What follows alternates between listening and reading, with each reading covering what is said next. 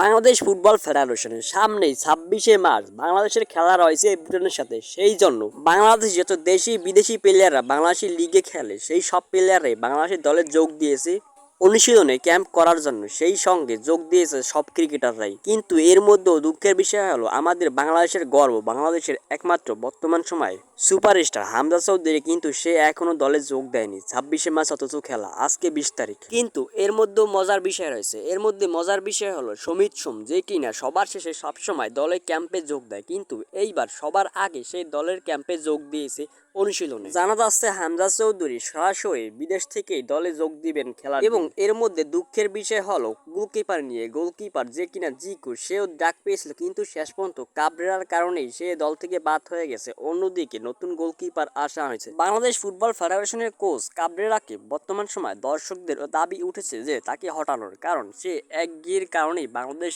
আজও ভাবতেছে। এত এত নামি দামি প্লেয়ার বাংলাদেশের দলে যোগ দেওয়ার পরও তারা বাংলাদেশে সবচেয়ে নিচেই আছে, পরাজয় মেনে নিতে হচ্ছে। দর্শকরা বিশ্বাস করে শুধু এই কাবরেরার কারণে এই হারগুলো মেনে নিতে হচ্ছে বাংলাদেশকে।